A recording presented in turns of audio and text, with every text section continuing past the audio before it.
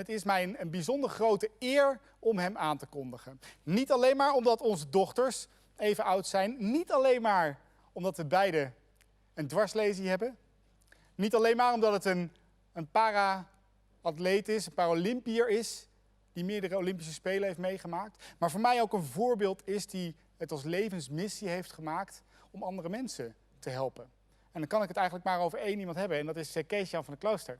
Van der Klooster moet ik zeggen. Welkom Kees-Jan, wat fijn dat je er bent vanavond. Ja, dankjewel voor deze mooie introductie. Nou, nu al. Ik heb beloofd dat ik ook jou gewoon lekker het kwartier ga hebben. En ik hang altijd aan je lippen als ik naar je mag luisteren. Sterker nog, toen ik in het revalidatiecentrum lag, heb ik al eens een keertje een training van jou mogen krijgen. Weet jij dat eigenlijk nog? Ja, heb je er nog baat bij? Kijk, ja, ik weet nog dat als ik omval uit mijn rolstoel, wat ik dan moet doen. Dus die heb ik zeker nog geleerd. Dus die wheelchair skills, die zijn blijven hangen. Super. Maar je gaat nog veel meer delen. Dames en heren, Kees-Jan van de Klooster. Veel plezier. Goeiedag. En ook voor mij een bijzondere setting om in te staan, want ik zie jullie weer niet natuurlijk. Dus ook ik ga mijn best doen om dat zo live mogelijk te doen hier met een groot publiek voor me. Ja, Kees-Jan van de Klooster. Alvorens ik ga vertellen over wat is de impact van ons handelen op het welzijn van de ander. Klein stukje over mezelf. Ik ben in 2001 als gevolg van een snowboardongeluk verlamd geraakt vanaf mijn middel.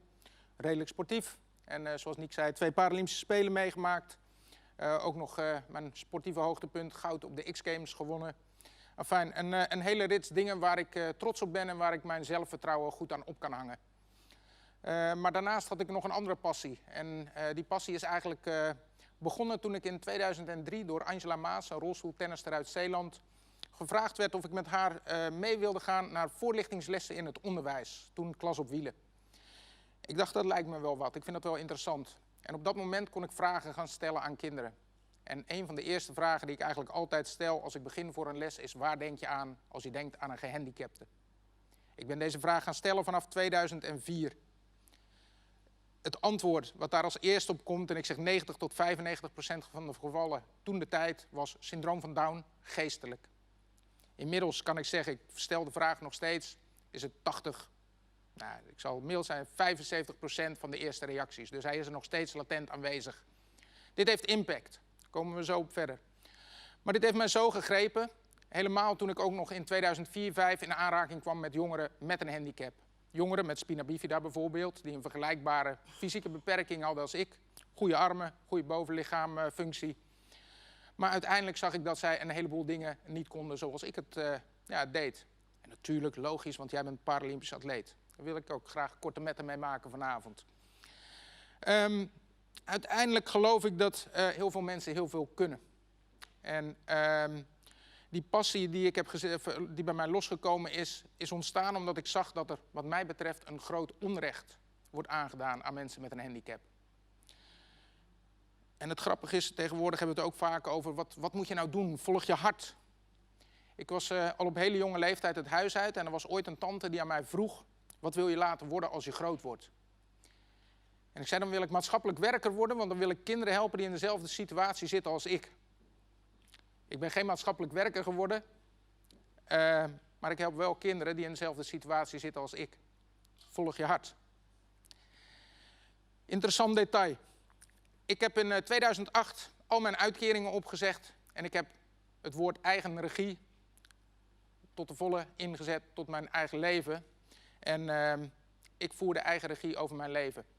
In 2008 ben ik KJ Projects begonnen. We zijn rolstoelvaardigheidstrainingen gaan geven. En ik kan met trots zeggen dat inmiddels de rolstoelvaardigheidstrainingen die wij geven aan kinderen de eerste rolstoelvaardigheidstraining is die wetenschappelijk bewezen effectief is. Dus ook de eerste die wetenschappelijk onderzocht is. Dan moesten we namelijk in 2013 vooraf gaan uitzoeken of daar al onderzoeken voor waren. Dus de Hogeschool Utrecht en in het bijzonder Marleen Sol hebben heel veel aandacht besteed aan het onderzoeken van de effecten van onze trainingen. En ik kan met trots zeggen dat de effecten zeer positief zijn. Even mijn boekje hier. De effecten zijn zo positief dat we inmiddels een wachtlijst hebben. Dat mensen naar ons toe komen. Dat we van ouders horen krijgen: je hebt ons een ander kind gegeven. En volwassen dames die in de stoel zitten, die zeggen: ik heb mijn leven weer teruggevonden. Dat is voor mij een opsteker, maar vooral ook een aanmoediging om hier meer mee te doen. Nou heb ik niet de ambitie om mijn leven 80 uur per week te werken. Ik wil ook mijn eigen vrije tijd hebben. En daarnaast denk ik dat het in mijn situatie van belang is dat ik goed rekening hou met mijn lichaam en mijn mogelijkheden. In 2017 is het idee ontstaan om het Wheelchair Skills Team op te zetten. En in het kader van dat Wheelchair Skills Team ga ik niet meer verder in mijn eentje met deze missie, maar gaan wij met Paralympische atleten verder om deze missie voor te zetten. En ik wil in een filmpje, en ik weet niet precies waar die komt, maar wil ik Floris Meijer aan jullie voorstellen, een van onze trainers van het Wheelchair Skills Team. Now, it's really hard for me to see that some children during these trainings are way behind kids the same age without a handicap. And I think this has a lot to do with how we as society treat these kids. I have walked around this earth for 23 years. I know how it's like without a handicap. But if you're born with a handicap and you hear from day one, to watch out, don't do this, let me push you, it's easier when I grab it for you, you will start to believe it. I work with the Wheelchair Skills Team to try and change this from two sides. On one side, we give lessons on schools. We tell children how we see life from out of our chair. And we also bring a lot of chairs to the school so they can all experience themselves how hard, but also how fun life in a chair can be. But on the other side, we also teach children and adults with a handicap. We teach them how to overcome obstacles in their chair, like sidewalks and stairs, public transport and escalators. All things that are quite easy to learn, just like you have all learned how to ride a bike. Now, it's great to see what a confidence boost they get when they learn how to overcome obstacles in their chair, when they become more independent and are able to play with friends. I work with the Wheelchair Skills Team. We want to encourage people to overcome their limitations, to set new boundaries, and above all, to be brave. As I believe that the whole society would benefit when people make the most out of themselves. Because in the end, these are all people. Just normal people that had some more bad luck than others. Thank you.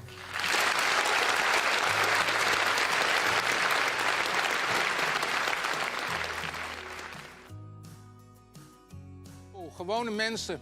En uiteindelijk zijn we allemaal mensen. En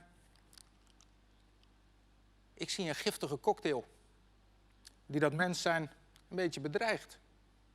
En dat klinkt moeilijk of misschien zwaar, maar ik ga het uitleggen. Want er is veel onwetendheid over leven met een handicap.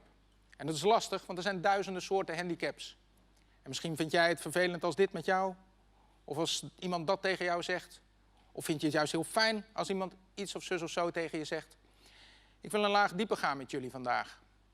Want die onwetendheid en die gebrek aan kennis, die kan je ook zelf hebben. Over jouw eigen mogelijkheden en onmogelijkheden.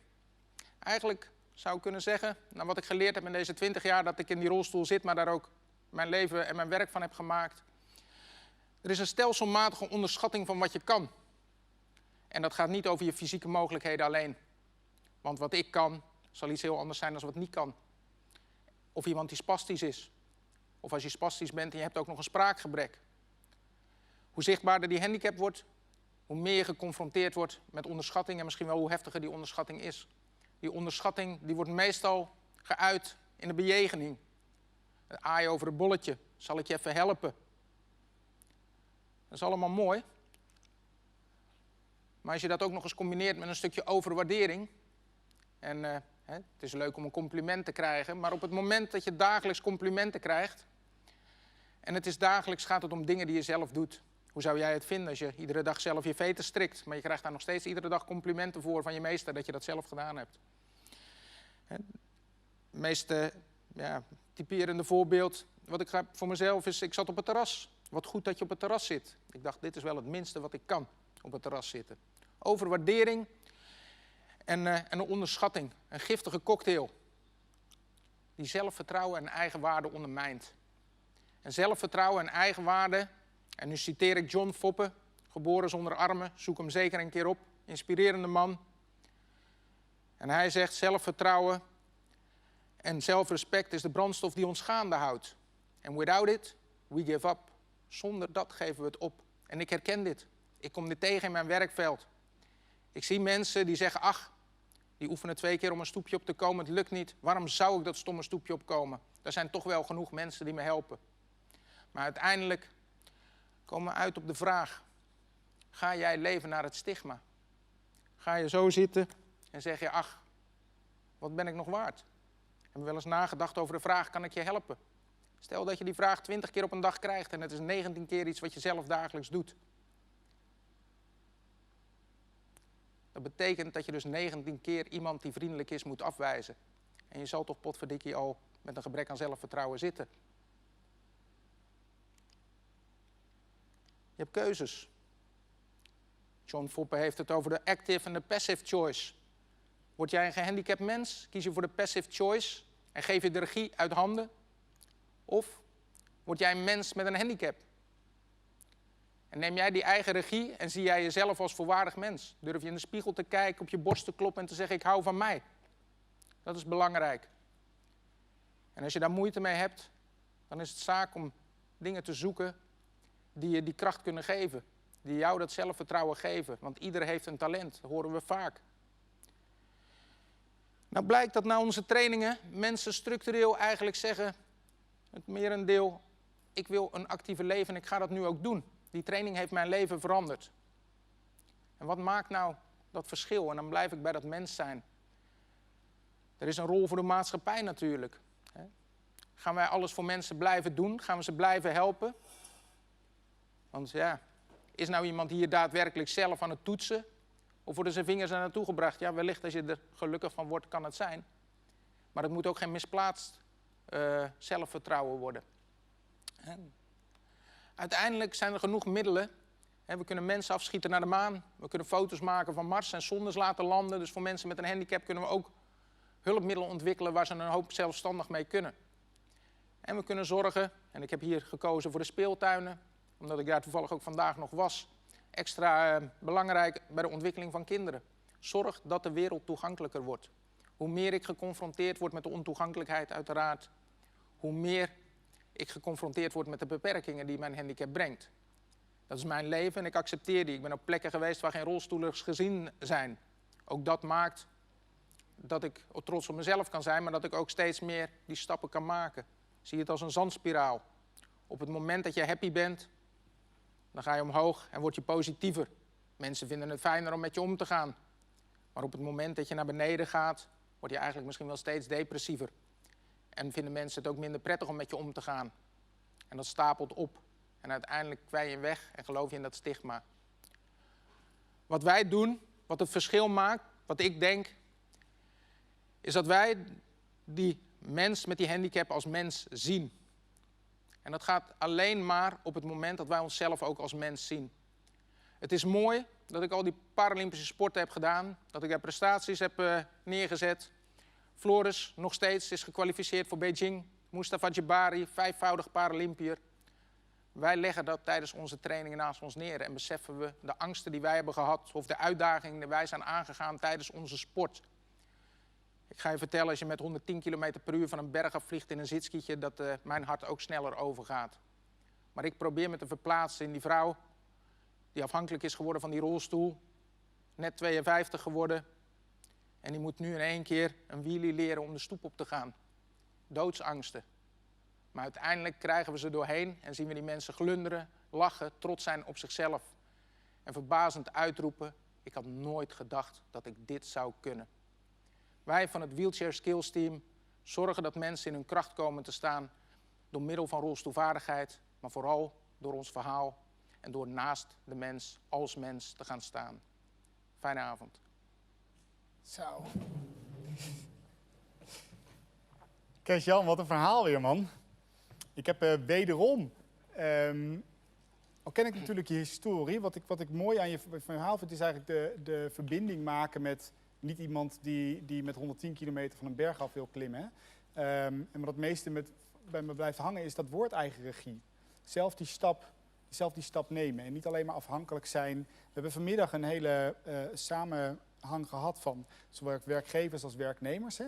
Daar is heel mooi besproken eigenlijk hoe werkgevers het beter in kunnen gaan richten. Maar ook welke verantwoordelijkheid er bij werknemers, die net even wat anders zijn, liggen. En daar spreek je ons vanavond heel erg mooi op aan. Stel nou, ik ben nu naar je aan het luisteren. Hè? Dus ik zit nu thuis, relaxed op de bank. En ik heb jou op de televisie zitten.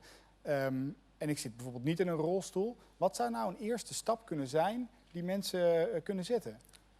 Wil je hem genuanceerd of direct? Nee, hij mag direct. Daarna nuanceren we Ik hem wel. zeg, stel de vraag, kan ik je helpen minder aan gehandicapte mensen? Stel de vraag, hoe kan ik je helpen minder aan Kan ik je gehandicapte helpen? mensen? Of Heel zal goed. ik je helpen?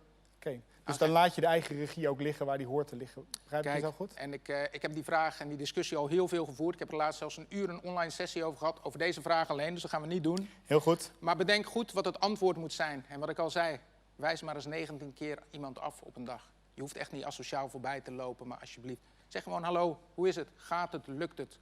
En de hulpvraag, ik heb geleerd in mijn coachopleiding, ligt bij de coachie en niet bij de coach. Heel mooi. En zonder hulpvraag geen hulp. Dan hebben we denk ik een heel mooi rond cirkeltje. Dames en heren, Kees-Jan van der Kooster, dankjewel. Ik heb nog één ding voor jou. Oh, kijk eens aan. En in het kader van wat bieden wij nog meer? We hebben een prachtig stripboek uitgebracht, Sam en Sarah. En dan weet ik Hupsakee. dus dat jouw kinderen in de leeftijd van, die Ja, van mij zijn. Zeker, zeker. Dus die gaan hier zeker. zeker van genieten. Het is een Grandioos. stripboek over samenspelen, over doorzetten, over tegenslagen, maar bovenal over rolstoelvaardigheid natuurlijk. Dus hopelijk zien we jouw kinderen, die zullen het misschien al kunnen, maar die gaan ook straks plezier hebben Zeker. in de rolstoel. Die vind ik heel erg cool. Dankjewel. Dankjewel, dankjewel. Graag Dames en gedaan. heren, Kees-Jan van der Kooster. Merci.